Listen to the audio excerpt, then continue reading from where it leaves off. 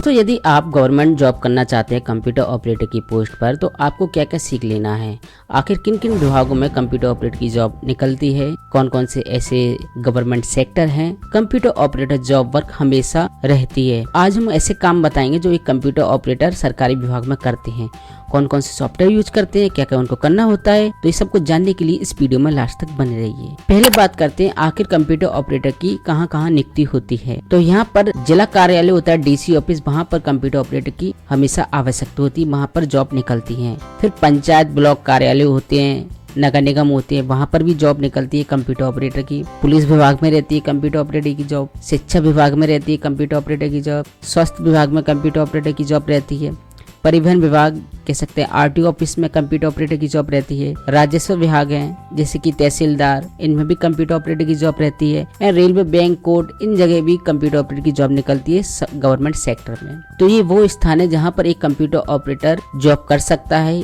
इनकी तैयारी कर सकता है। अब बात आते हैं कंप्यूटर ऑपरेटर के प्रमुख कार्य कौन कौन से होते हैं गवर्नमेंट सेक्टर में। तो यहाँ पर पहला है डाटा एंट्री। डाटा एंट्री जैसे कि ये ऑनलाइन हो सकती है, ऑफलाइन हो सकती है। ऑनलाइन के लिए आपको साइट दी जा सकती है जहाँ पर गवर्नमेंट का जो भी डाटा होगा, दस्तावेज होंगे, रिपोर्ट होंगी, सूची होंगी, वो आपको फीड करना होगा। या फिर ऑफलाइन कोई सॉफ्टवेयर होगा जैसे कि एक्सेल या फिर कोई भी सरकारी विभाग द्वारा बनाया हुआ सॉफ्टवेयर, उस पर आपको काम करना पड़ सकता है। तो डाटा एंट्री में आपको डाटा फीड करना होता है, इनपुट करना होता है, सीटें तैयार करनी होती हैं। ये डाटा कई प्रकार का हो सकता है, जैसे कि पब्लिक डाटा हो सकता है, कोई एक्सपेंसिव डाटा हो सकता है, कोई इंपोर्ट एक्सपोर्ट का भी डाटा हो सकता है। ये सब कुछ डाटा एंट्री के अंतर्गत आता है। फिर ऑफिस दस्तावेज तैयार करना, जैसे कि दोस्तों ऑफिस के अंदर तमाम प्रकार के दस्तावेज होते हैं, जैसे कि पत्राचार, नोट शीट, प्रेस विज्ञप्ति, कोई लेटर, एप्लीकेशन या फिर आदेश, ये सब कुछ करना होता है कंप्यूटर ऑपरेटर को।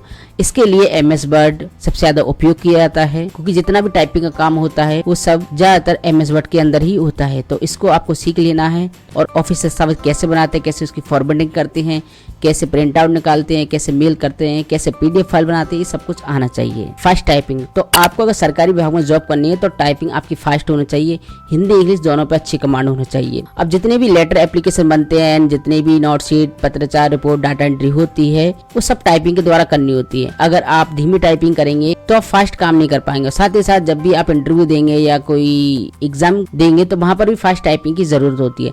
तो जितना अच्छी टाइपिंग आप सीख लेंगे, जितनी अच्छी टाइपिंग कर लेंगे, 1 मिनट में 40 से 45 वर्ड्स, तो ये आपके लिए बेस्ट रहेगा, जिससे आप इजीली टाइपिंग का एग्जाम निकाल सकते हैं। आपने कोर्ट के अंदर देखा होगा कि यहाँ पर लॉयर कंप्यूटर को कुछ बोलता है और तुरंत वो टाइप करके देता है। तो इस तरह की टाइपिंग आप सीख लीजिए, क्योंकि हर टाइपिस्ट को कोई पेपर नहीं मिलता टाइप करने के लिए, बोलकर भी टाइपिंग करनी होती है जॉब के अंदर। फिर है दोस्तों सॉफ्टवेयर। तो सरकारी विभाग कंप्यूटर ऑपरेटर की जॉब पर आपको कुछ इंपॉर्टेंट सॉफ्टवेयर सीख लेना है।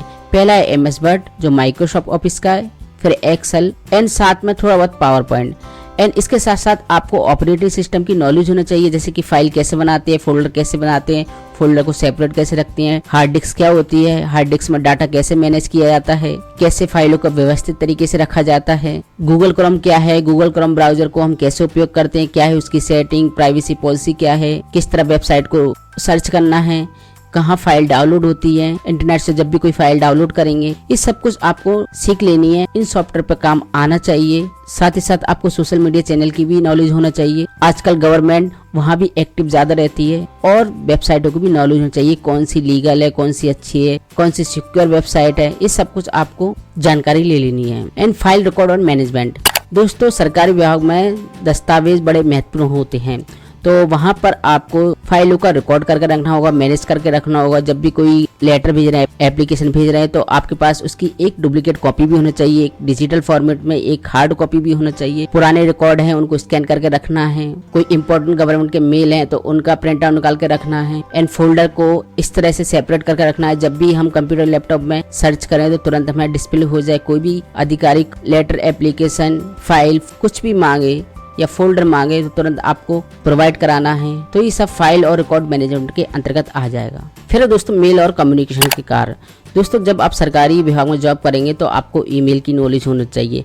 अब वहां पर आपको जीमेल नॉर्मल अकाउंट यूज करने के लिए मिलेगा ही, साथ ही साथ वहां पर अल्टरनेटिव मेल भी मिल सकते हैं। कुछ गवर्नमेंट के अपने मेल होते हैं तो उनको भी आपको उपयोग करना आना चाहिए, लेकिन ये मेल कौन सी है, किस तरह उपयोग करना, इस सब गवर्नमेंट जॉब में ट्रेनिंग के समय आपको बताया जाएगा। एंड साथ ही साथ कम्युनिकेशन की भी आपको अच्छी नॉलेज होना चाहिए। अगर कोई लेटर है तो उसका जवाब कैसे देना है, अगर कोई आपसे क्वेश्चन कर रहा है तो आपको कैसे रिप्लाई करना है, ये सब मेल कम्युनिकेशन कार्य के अंतर्गत आ जाता है। फिर है ऑफिस कार्य।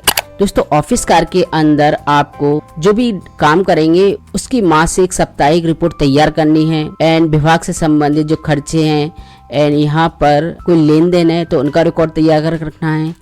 एंड साथ ही साथ आपको कंप्यूटर हार्डवेयर नेटवर्किंग की भी नॉलेज होनी चाहिए, जिसमें अगर कोई कंप्यूटर ठीक से काम नहीं कर रहा तो उसको हम कैसे ठीक करें, अगर प्रिंटर ठीक से काम नहीं कर रहा तो कैसे ठीक करें, स्कैनर फाइलों को स्कैन ठीक से नहीं कर रहा तो ये कैसे करें, इनकी भी थोड़ी बहुत नॉलेज होना चाहिए। अगर आपसे नहीं हो रहा तो आप तुरंत इंजीनियर को बुलाकर इनको फिक्स कराना, इनकी प्रॉब्लम को दूर करना, जिससे ऑफिस के कार्य में कोई बाधा नहीं आ सके। तो कंप्यूटर ऑपरेटर की जिम्मेदारी होती है पूरे कंप्यूटर को देख रेख करते रहना। तो ये सब कुछ ऑफिस कार्य के अंतर्गत आ जाता है। और कंप्यूटर ऑपरेटर बनने के लिए क्या क्या स्किल्स होना चाहिए, तो आप यहाँ पर 12वीं पास होना चाहिए कम से कम, ग्रेजुएट पोस्ट ग्रेजुएट होंगे तो बेस्ट है। कंप्यूटर कोर्स होना चाहिए, एक डीसीए कर सकते हैं, सीसी कर सकते हैं, पीजीडीसीए कर सकते हैं, या कोई कंप्यूटर मास्टर डिग्री कर सकते हैं। एंड यहाँ पर फास्ट टाइपिंग की अच्छी नॉलेज होना चाहिए, आपको टाइपिंग टेस्ट देना होगा, इसलिए जितनी अच्छी टाइपिंग हो उतना आपके लिए बेस्ट है। And MS office, internet, email, इन सभी का ज्ञान होना चाहिए। अब बात आती है सैलरी कितनी मिलेगी, तो कंप्यूटर ऑपरेटर की सैलरी फिक्स नहीं होती, हर विभाग में हर पोस्ट पर सैलरी दी जाती है। जैसे कि राज्य सरकार में 15 से 25,000 30,000 तक आपको सैलरी मिल सकती है शुरुआत में।